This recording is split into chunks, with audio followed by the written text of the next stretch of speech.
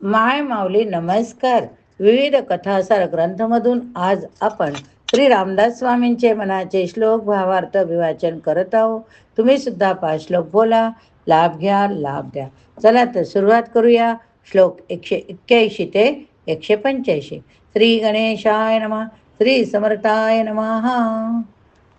नवे चेटकी चाळकू द्रव्य भोंदू, नव्हे निंदकू मच्छरू भक्तिमंदू, नव्हे उन्मतू वेसनी संग वादू, जनी ज्ञानी तोची साधू अगाधू. चेटूक करणारा, फसवणारा, पैसे उकळणारा, निंदा मत्सर करणारा, भक्ती नसणारा, मस्त वालपणे वागणारा, व्यसन करणारा, आपल्या संगतीने दुसऱ्यास बिघडवणारा असा माणूस गुरु किंवा साधू असू शकत नाही. जो आत्मज्ञानी तोच खरा साधू असून गुरुपदास योग्य समजावा. श्री समर्थांनी प्रथम गुरुपदाला लायक नाही कोण हे सांगितले. त्या लक्षणापैकी 3 लक्षणे अतिशय महत्वाचे. लोकांना भुलवून त्यांच्याकडून पैसे उकळणारा, दुसऱ्याची निंदा मत्सर करणारा, आपल्या सहवासाने इतरांना भ्रष्ट करणारा असा माणूस साधू असणे कधीतरी शक्य होईल का हो? ज्या पुरुषांच्या अंगी साधुत्वाचा उदय होतो त्याचे पैशांचे प्रेम प्रथम क्षीण होते. तसेच प्रत्येक व्यक्तीच्या अंतर्यामी त्याला ईश्वराची सत्ता दिसते. म्हणून त्याला निंदा मत्सर करण्याची प्रवृत्तीच होत नाही. निंदा करणे म्हणजे ईश्वराला नावे ठेवणे असे तो खरे खरे मानतो. साधूची मानसिक पातळी वरची असल्यामुळे त्याच्या सहवासाने इतरांची मानसिक पातळीवर जाणे अपरिहार्य असते. सत्संगतीचा महिमा हाच होय.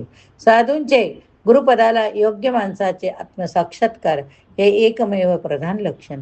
आत्मस्वरूप जसे ज्ञानमय तसेच ते अनंत होय.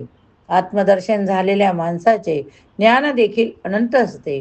त्याच्या ज्ञानाची खोली कल्पनेने आकलन होत नाही. आत्म्याचे ज्ञान झाल्याने त्यास जाणण्याचे शिल्लक उरत नाही. म्हणून देहाने तो माणूस दिसला तरी ज्ञानी या दृष्टीने तो अगाध असतो. ज्यास आत्मज्ञान झालेले नाही त्यास गुरुपदाचा अधिकार नाही, हे अध्यात्मशास्त्राचे मूलभूत तत्व होय.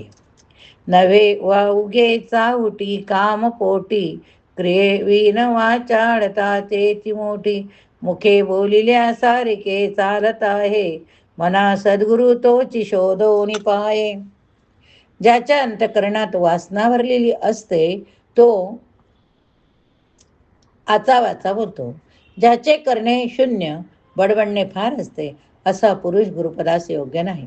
जो तोंडाने आत्मज्ञान सांगतो तो त्याप्रमाणे प्रत्यक्ष आचरण करतो असा सद्गुरू शोधून काढावा. अज्ञानी ज्ञानी यामधील भेद असा की देहबुद्धीमुळे अज्ञानी माणूस वासनांनी भरलेला असतो, तर आत्मबुद्धीमुळे ज्ञानी पुरुष वासनाही नसतो. बोलण्यासारखी क्रिया नसणे हेच वासनेच्या प्रभावाचे व्यक्त स्वरूप होय. असा पुरुष शिष्यांची वासना कशी नाही करणार? म्हणूनच तो गुरुपदाला लायक नसतो. ज्याची वासना संपूर्ण नाहीशी झालेली असते असा पुरुष स्वराट बनतो. तो स्वतःच्या मनावर संपूर्ण स्वामित्व गाजवतो. अर्थात जो जसे बोलतो तसे तो वागतो. किंबहुना स्वतःच्या वागण्याशी सर्वांगाने मेळ बसेल असेच तो बोलतो. असा पुरुष गुरुपदाला लायक ठरतो. कारण एक तर शिष्याची वासना क्षीण करण्याचे सामर्थ्य त्याच्यापाशी असते. दुसरे शिष्यास बोले तैसा चाले याचा आदर्श तो स्वतः दाखवू शकतो. असा थोर पुरुष घरोघरी आढळत नाही. म्हणून त्याला शोधून काढणे अवश्य असते. जनी भक्त ज्ञानी विवेगी विरागी, कृपाळू मनस्वी क्षमावंत योगी, प्रभू दक्ष वित्तपन्न चातुर्य जाणे, तयाचे न योगी समाधानवाने. जो भक्ती ज्ञान विवेक वैराग्य यांनी संपन्न, क्षमाशील असून तो अतिशय करुणा संपन्न, जो योगी जो वडीलपणाने वागतो तो बहुश्रुत असून सावधान होय, जो चतुरपणाने वागण्याची जाणतो असा पुरुष गुरुपदास लायक समजावा. त्याच्या सहवासाने समाधान बांधते. माणसाच्या अवस्था 2, एक ज्ञानदशा, दुसरी अज्ञानदशा.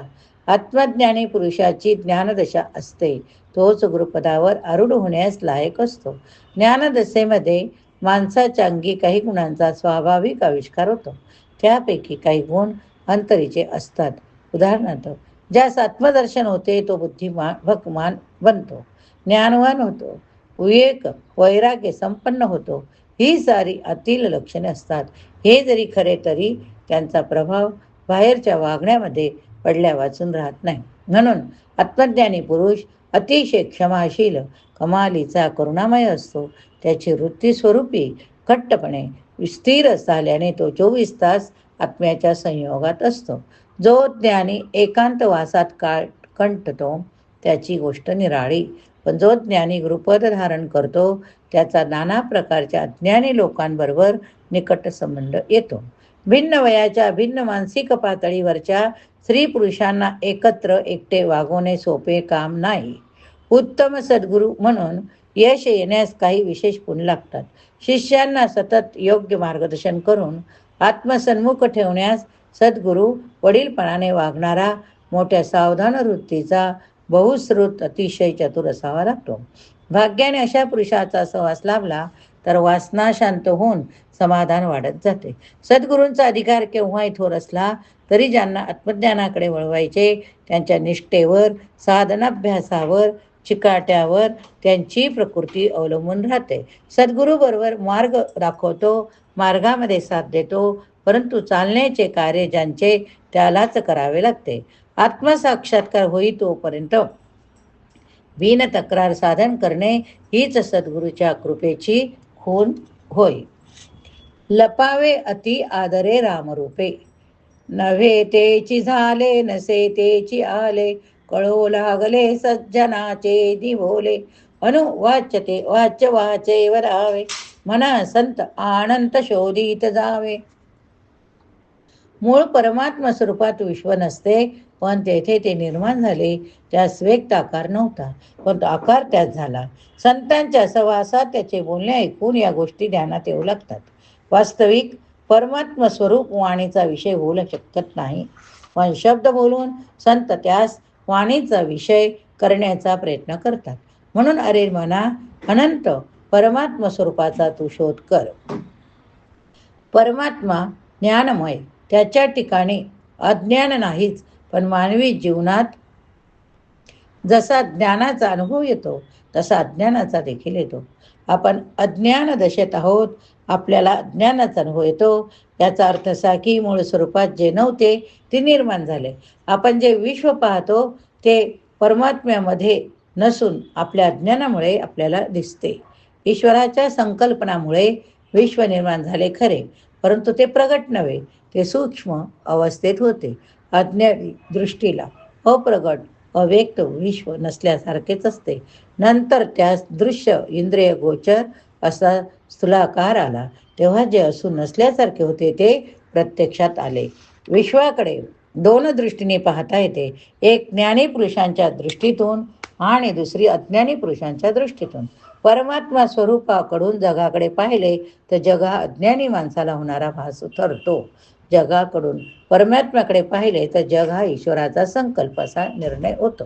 संतापाशी राहून ज्ञानदृष्टीने जगाकडे पाहण्यास शिकायचे असते. देशकाल निमित्ताने सांभाळलेले दृश्य विश्व वर्णन करण्यासाठी वाणी निर्माण झाली. परमात्मा वस्तू अनंत अपार असल्यामुळे स्थल कालांतराच्या मर्यादा ओलांडून राहते. अर्थात अतिंद्रिय वस्तू वाणीचा विषय होऊ शकत नाही. हे जरी खरे असले तरी अज्ञानी माणसाला परमात्मा वस्तूची कल्पना देण्यास संतांना अखेर वाणीचाच आश्रय घ्यावा लागतो. संतांचे ब्रह्मज्ञान अतिशय स्पष्ट पूर्ण असते, त्यामुळे ब्रह्माला सुद्धा संत पुष्कळ अंशी वाणीचा विषय करू शकतात. परमात्मा वस्तूच्या ऐश्वर्य संतांच्या तोंडूनच ऐकावे. लपावे अति आदरे रामरूपी, भयातीत निश्चित ये स्वस्वरूपी, कदा तो जनी पाहता ही दिसेना, सदा ऐक्यतो भिन्न भावे वसेना. आपण अगदी मनापासून परमात्मा स्वरूपात मिळून जावे. ते आत्मस्वरूप सर्व प्रकारच्या भीती चिंता यांच्या पलीकडे. लोक त्यास पाहतात पण तो कोणाशी दिसत नाही, कारण तो सदैव परमात्मा रूप असतो, वेगळेपणाने उरतच नाही. स्वस्वरूपामध्ये लपण्याची कल्पना स्वरूपा अनुभूतीच्या दृष्टीने फारच अर्थपूर्ण होय. गुप्त होऊन जाणे हे लपण्याचे खरे मर्म. लपण्याच्या अवस्थेमध्ये माणूस असून नसल्यासारखा होतो. आत्मविवेकाने अनात्म बाजूला सोडले की जीव आपोआप भावळतो. तो सहजच स्वस्वरूपात लीन होतो.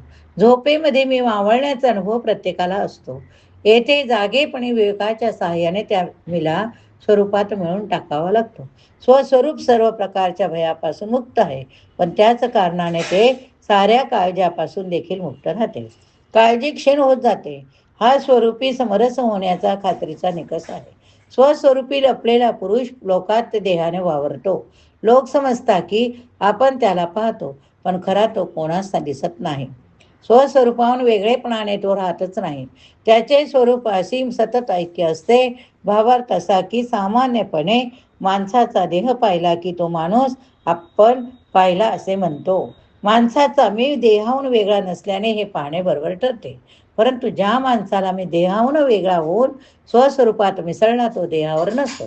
त्याचा देह पाहून त्यांच्या अंतर्यामाची खरी कल्पना येऊ शकत नाही. या ठिकाणी हा भाग संपला.